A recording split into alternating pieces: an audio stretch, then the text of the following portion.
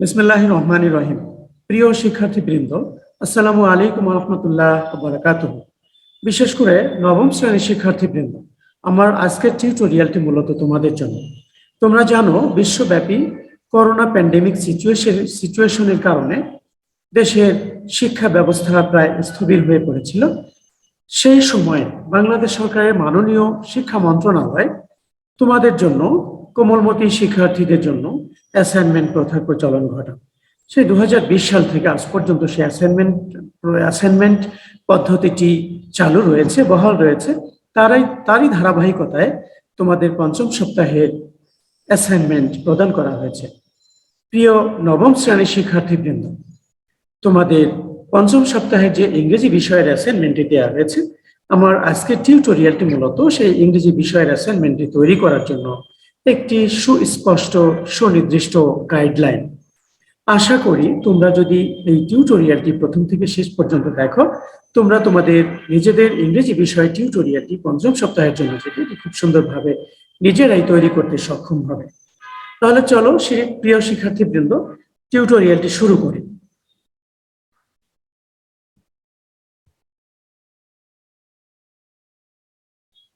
শিক্ষার্থীবৃন্দ, তোমরা দেখতে পাচ্ছ যে প্রথমে 5th week assignment, class 9 subject English, guidelines for writing the given assignment. অর্থাৎ প্রদত্ত অ্যাসাইনমেন্টটি তৈরি করার জন্য একটি সুস্পষ্ট গাইডলাইন এখানে দেওয়া হয়েছে। তোমরা প্রথমে যে কাজটি করবে, আমি প্রথমত কোশ্চেন নিয়ে একটু আলোচনা করি। কোশ্চেনে যে বিষয়টি উল্লেখ করা হয়েছে, কোশ্চেনে অ্যাসাইনমেন্টের নাম দেওয়া হয়েছে benefits of first guidelines for writing assignment steps or stages. Assignment তৈরি করার জন্য যে গাইডলাইন কোশ্চেনে দেওয়া হয়েছে, সেই গাইডলাইনগুলো হচ্ছে: read and complete the activities of unit 2, lesson 1, 2 and 3 from your text book English for today. অর্থাৎ তোমাদের ইংলিশ ফর টুডে বইয়ের ইউনিট 2 থেকে লেসন 1, 2 এবং 3 তোমাদেরকে ভালো করে বিভিন্ন অ্যাক্টিভিটিস করতে বলা হয়েছে। প্রত্যেকটা ইউনিটের আন্ডারে ABCDEFG পর্যন্ত অ্যাক্টিভিটি দেওয়া রয়েছে। প্রত্যেকটা অ্যাক্টিভিটি সুন্দরভাবে করতে বলা হয়েছে। Make a list of 10 popular pastimes of your generation. এরপরে তোমার প্রজন্মের যে প্রিয় পপুলার পাস্টাইমস গুলো রয়েছে, সেই পপুলার পাস্টাইমস গুলোর মধ্যে 10টি পাস্টাইমস তোমাকে উল্লেখ করতে হবে, একটা তালিকা তৈরি করতে হবে। Then write merits and demerits of each pastime. প্রত্যেকটা পাস্টাইমের যে দোষ এবং গুণ, সুবিধা অসুবিধা অথবা ভালো দিক বা খারাপ দিক রয়েছে, সেটি উল্লেখ করতে হবে প্রত্যেকটা পাস্টাইমে। এখন এই ভালো দিক খারাপ দিক এটি কিন্তু একটা হবে না, দুইটা হবে না, 3, 4টা বা 5টা করেও লিখতে পারবে, তাহলে একটা সুন্দর অ্যাসাইনমেন্ট হবে। Conclude by saying which pastime is your favourite and why. এরপরে তোমাকে একটি কনক্লুশন লিখতে হবে যে তোমার ফেভারিট পাস্টাইম কোনটি এবং কেন। তোমাকে কারণ দিয়ে বুঝিয়ে দিতে হবে, যুক্তি সহকারে বুঝিয়ে দিতে হবে। এখন প্রিয় শিক্ষার্থীবৃন্দ, হয়তো কোশ্চেনটি বুঝতে পেরেছ। এখন আমরা এটির writing style of the above mentioned assignment, উপরে উল্লেখিত অ্যাসাইনমেন্টে আমরা কিভাবে লিখতে পারি সে সম্পর্কে কিছু গাইডলাইন আমি তোমাদেরকে দিব। গাইডলাইন দেখলে হয়তো আশা করি না, আমি হোল হার্টেডলি এক্সপেক্ট দ্যাট তোমরা নিজেরাই তোমাদের অ্যাসাইনমেন্টটি সুন্দরভাবে তৈরি করতে সক্ষম হবে। আচ্ছা, প্রথমে যে কাজটি করতে হবে সেটি হলো তোমাদের পাস্টাইমস এর একটি টাইটেল দিতে হবে। বেনিফিটস অফ পাস্টাইমস, টাইটেলটি হবে বেনিফিটস অফ পাস্টাইমস। ইন্ট্রোডাকশন, তোমরা যে কাজটি করবে প্রথমে একটি ইন্ট্রোডাক্টরি আলোচনা দেবে। ইন্ট্রোডাক্টরি আলোচনাটি অবশ্যই তোমাদের মতো করে নিজেরা তৈরি করে নেবে। আমি এখানে একটা আলোচনা তৈরি করে দিয়েছি, বাট এটি তোমরা কিন্তু লিখবে না। আমি বারবার বলছি এটিকে নোট করবে না, তাহলে তোমাদের অ্যাসাইনমেন্ট যিনি যাচাই করবেন, যিনি দেখবেন, মূল্যায়ন করবেন, তিনি কিন্তু ভালো কমেন্ট করতে পারবেন না। নিজের ভাষা ইউজ করবে। Use your own thoughts and words while making or preparing this assignment. So প্রথমে একটি ইন্ট্রোডাক্টরি আলোচনা লিখবে। আমি এখানে একটা আলোচনা দিয়েছি, we are human being, আমরা মানব জাতি। In our daily life we all have to pass a very busy and routine bound life. আমাদের দৈনন্দিন জীবনে আমাদের অবশ্যই রুটিন মাফিক একটি ব্যস্ত জীবন কাটাতে হয়। But a human body is like a machine. মানব দেহ আসলে যন্ত্রের মতো।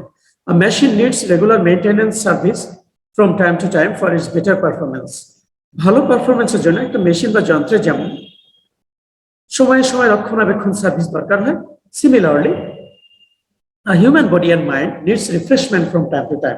মানব দেহ এবং মনেরও সময়ে সময়ে সতেজতা, রিফ্রেশমেন্ট দরকার পড়ে। Favourite pastime can help us to a great extent in this regard. এ ব্যাপারে একটা ফেভারিট পাস টাইম, একটা প্রিয় শখের কাজ আমাদেরকে হেল্প করতে পারে, অনেকাংশে সাহায্য করতে পারে। So having a favourite pastime is really necessary for our physical and mental refreshment. আমাদের শারীরিক এবং মানসিক সতেজতার জন্য অবশ্যই একটি ফেভারিট পাস টাইম থাকা উচিত। প্রিয় শিক্ষার্থীবৃন্দ, আমি আবারও বলছি, এটা কিন্তু তোমরা নোট করবে না বা কোড করবে না, নিজের ভাষা এবং চিন্তা ভাবনাকে কাজে লাগিয়ে তোমরা ইন্ট্রোডাক্টরি আলোচনাটি লিখবে।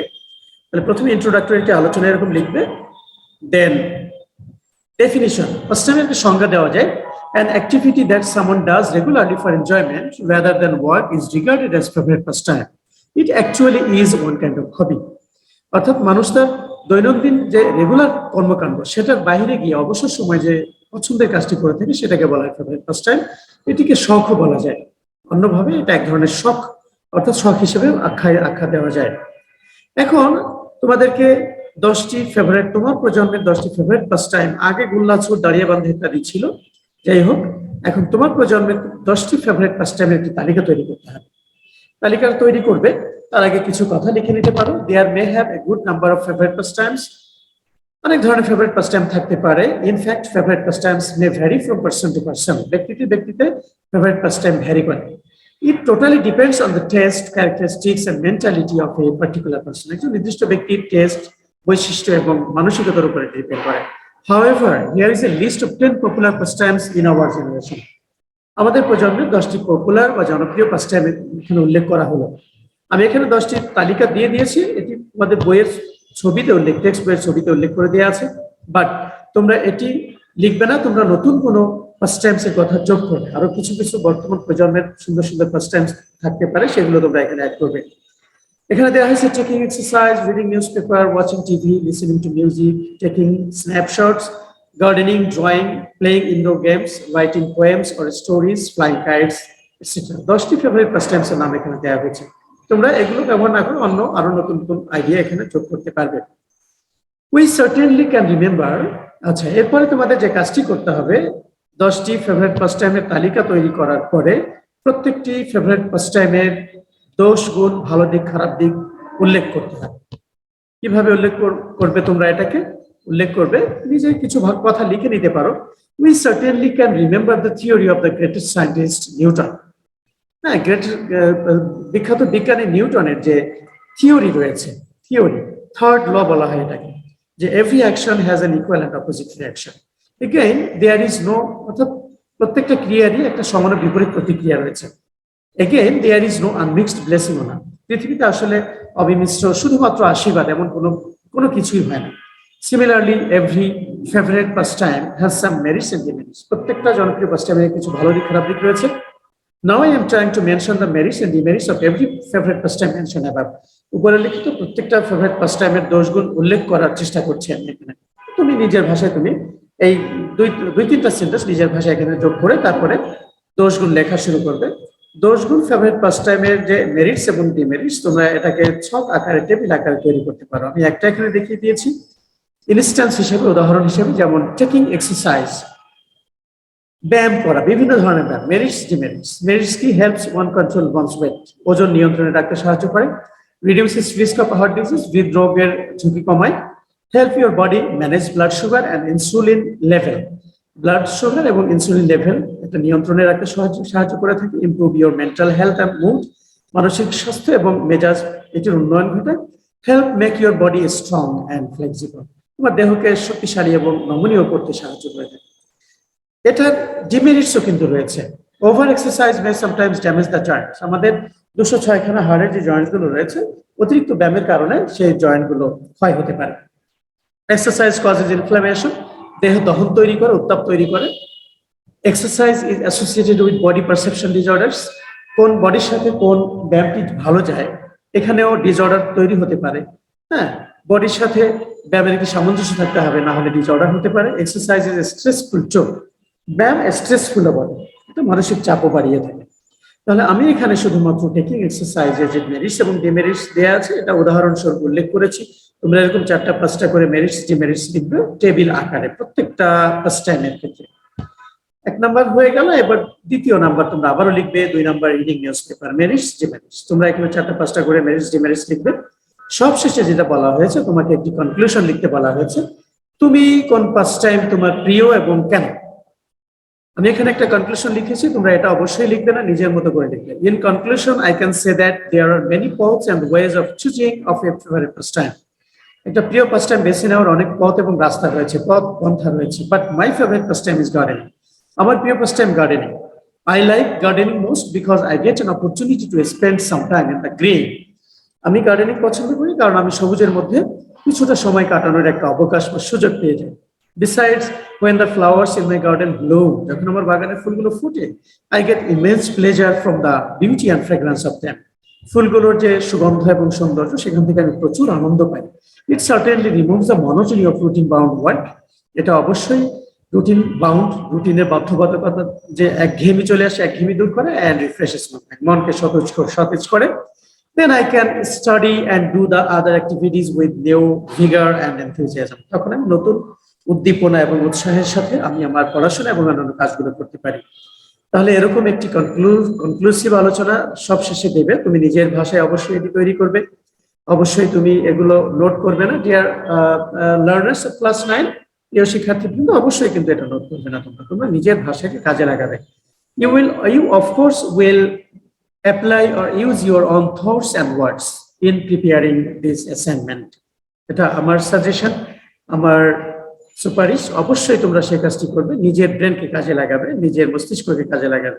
তাছাড়া আমি পুরো অ্যাসাইনমেন্টটি কিন্তু তৈরি করে দেইনি, তোমরা অবশ্যই এই 10টা ফার্স্ট টাইমের মেরিটস ডিমেরিটস 2টা 3টা 4টা করে লেখার চেষ্টা করবে। আশা করি তোমরা আজকের অ্যাসাইনমেন্টটি, আজকের যে গাইডলাইন মূলক যে আলোচনা আমি তোমাদেরকে দিলাম, যে গাইডলাইনটি দিলাম আজকে অ্যাসাইনমেন্টটি 5th উইকের ইংলিশ অ্যাসাইনমেন্টটি লেখার জন্য, আশা করি তোমরা উপকৃত হয়েছে। যদি কিছুটা উপকৃত হয়ে থাকে, আমার চ্যানেলটাকে একটু সাবস্ক্রাইব করে দিও, বিশেষ অনুরোধ রইল। আর আমার চ্যানেল থেকে মূলত গ্রামারের বিভিন্ন টপিকস এর উপর টিউটোরিয়াল দেওয়া হয়ে থাকে। সমস্ত টিউটোরিয়াল এখনো দিয়ে পারিনি, সবগুলোই দিব ইনশাআল্লাহ। ভয়েস ন্যারেশন, ডিগ্রি যা যা আছে পর্যায়ক্রমে দেব। তোমরা এগুলো বিভিন্ন সময়, অবসর সময় একটু পড়লেও উপকৃত হতে পারবে। আবারও অনুরোধ রাখছি, চ্যানেলটাকে সাবস্ক্রাইব করো, লাইক এবং শেয়ার করো। আর পরবর্তীতে আরো টিউটোরিয়াল পাওয়ার জন্য, গ্রামারের উপর যে কোনো টিউটোরিয়াল পাওয়ার জন্য বেল আইকনে প্রেস করে রাখলে পরবর্তী টিউটোরিয়ালের নোটিফিকেশনটা খুব সহজে পেয়ে যাবে। আমি আশা করছি তোমরা অবশ্যই সুন্দরভাবে তোমাদের অ্যাসাইনমেন্টটি তৈরি করতে পারবে আজকের এই গাইডলাইন মূলক আলোচনা থেকে।